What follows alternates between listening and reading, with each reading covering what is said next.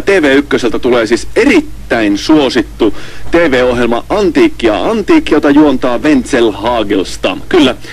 Erittäin nerokas ohjelma-idea, jossa Wenzel siis arvioi ihmisten antiikkisia esineitä, niiden tunnearvoa ja niiden rahallista arvoa ja kaikkea sitä. Tämä on nerokas ohjelma-idea, todellakin suosittu televisiossa. Me ajateltiin Thank God It's Puopolo Shows, että okei, jos se on kerran suosittu televisiossa, niin minkä ihmeen takia se ei toimisi myöskin radiossa. Ja kun meillä ei omia ideoita ole, niin pöllitään sitten muualta. Joten me ajateltiin, että hyvä on, tehdään antiikkia lähetys myöskin tänne radioon.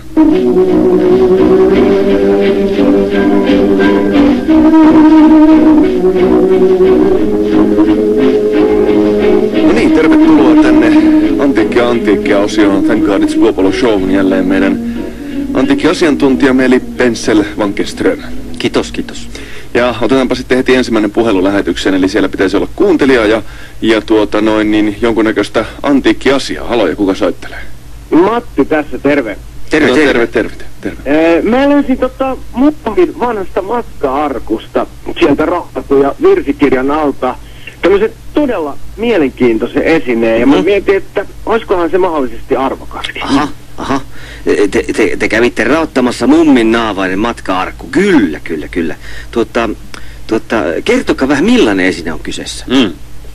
No, tää näyttää vähän semmoiselta, jos tiedätte, semmoiselta kaksihaaraiselta taikavarvulta. Aha. Sellaiselta, jolla etsitään vettä. Just. Mutta tää on toisaalta tukevampi ja tehty tämmöisestä rusehtavasta metallista. Aha. Että mä itse arvelen, että olisiko se jonkinlainen erikoinen kynttilän jalka. Et mummi oli kovasti uskovainen ja tykkäsi polttaa esimerkiksi adventtikynttilöitä. Joo. Sitä se ei kuule ole. Kuule, kävikö teidän mummi ulkomailla paljonkin? No juu, mummi kiersi paljon tuommoisissa herätyskokouksissa maailmalla. Muun muassa Yhdysvalloissa. Aha. Juu, se selittää paljon. Kuule, voisitteko hieman nuuhkaista tämä aarre? No joo, totta kai. Hetki pieni. Joo, tuoksuu vähän simpukoilta ja jogurtilta. Aha, tosi jännä. Voisitteko ihan pikkusen koskettaa kielenkärjelle se esiin, että saadaan tällainen makuhavainto myös? Joo, hetki.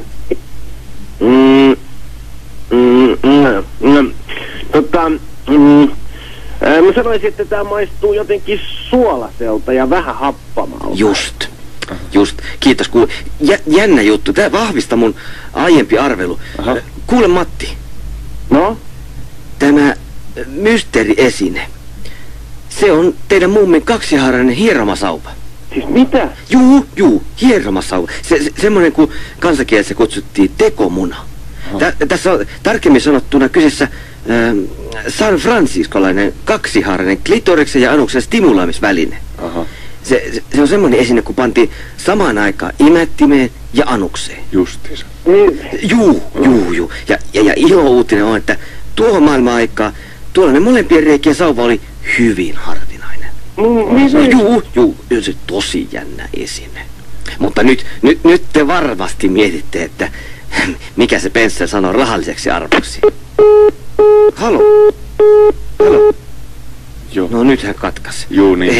Hei. No hän sai varmasti jo riittävästi tietoa ja lähti etsimään lisäaarteita. Joo, näin varmastikin tapahtuu. Mä olisin kyllä vielä voinut kertoa, että se sauva on melko arvokas, koska kuulemma Hitlerkin käytti sellainen Eva Braunin kanssa.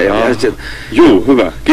Kiitoksia vaan Wenzel tästä. Kiitos. Thank God it's Puopolo.